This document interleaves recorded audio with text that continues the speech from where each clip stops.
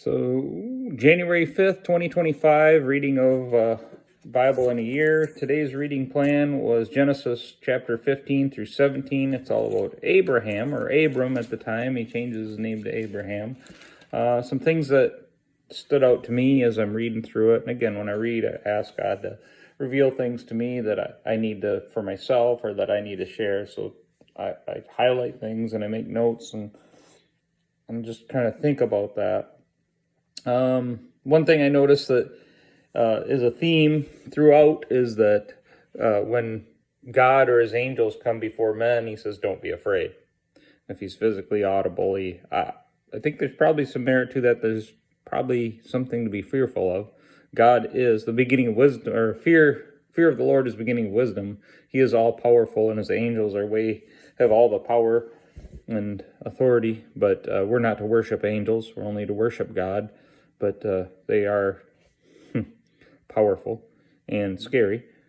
Let's see, 15:6. Abram believed God, and the Lord counted him as righteous because of his faith. He counted him as righteous. Abram wasn't righteous on his own. It was his faith that God did what he said or would do what he said. That was the faith that he had, is the promise that God made to him. When he believed the promise that God made him, he was counted righteous. And that the same thing applies to us, and we learn that in Hebrews as well. Hebrews chapter 11 gets into this quite a bit and uses a lot of the Old Testament stuff, but it's faith that saves us. It's faith, it's faith, it's faith. It's not because of what we do, it's our faith. Our actions will be reflective of our faith, but our faith is where it starts. So that's real important. Another thing that caught my eye is just kind of a little blurb about the Amorites. It just says their sins didn't warrant their destruction. Although he destroyed his people a few times, Noah, later we'll get into Sodom and Gomorrah, and the destructions that God has done. Sins that do and sins that don't warrant destruction. So keep that in mind.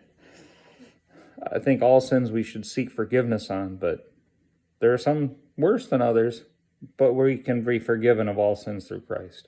But that's just a little nugget. It just stood out to me, something to consider and ponder and wrestle with just a little bit.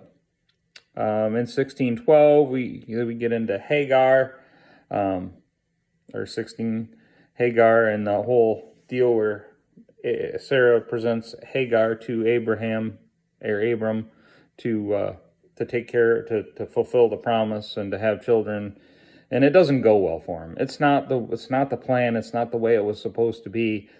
It is sin, and this sin creates problems, and it creates problems immediately with Hagar, between Hagar and Sarah. Hagar doesn't like Sarah. He finds her, there's some strife there. Then Hagar treats her bad. Abraham doesn't intervene at all or try to help the situation. Just take care of it. You did this. Kind of a weird little story there, but something that, when we go on our own, we create problems. If we don't address things, the problems get worse. And I think that's the story it's telling us.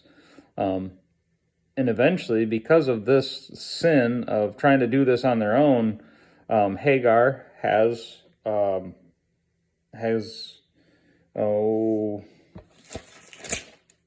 Ishmael, and because of the obedience of Hagar and the obedience of Abraham, there's a great blessing to Hagar, but with this blessing comes a great curse.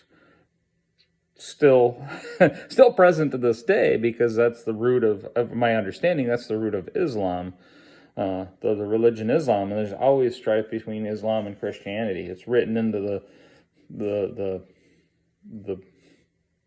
into Islam that way.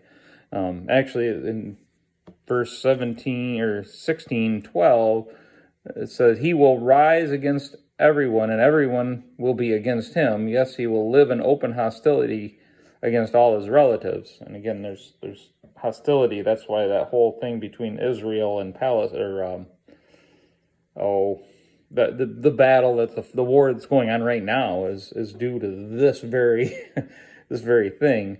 And that's what I've been taught, and that's what I understand.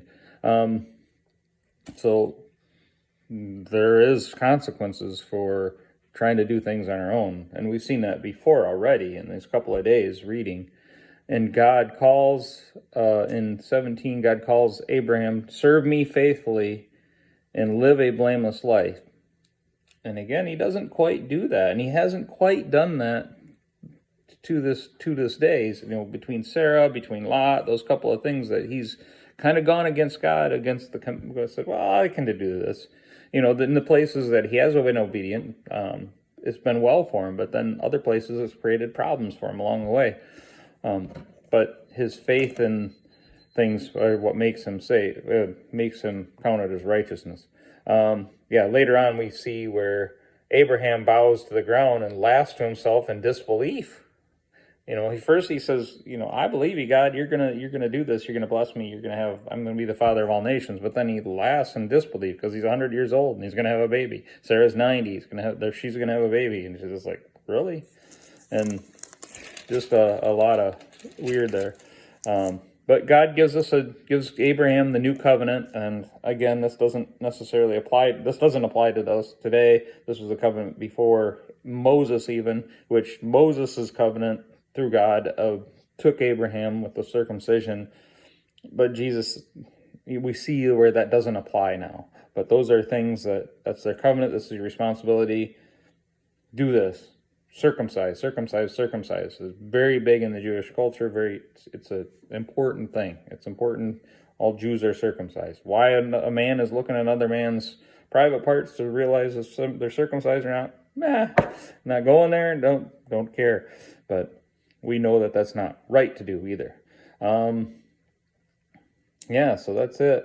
I think the big takeaway is the little things, the little disobediences are not completely being obedient to God's calling, just creates problems and strife throughout. So we should be trying to listen to avoid that. But it's other people's problems too that creates this fallen world that we live in. So it could be related to what we do or could not be. But we should still live a blameless life in order to get God's blessings and at least have peace through it and know that God is with us through the problems that we have. I'm rambling, but that's what I get out of today's reading.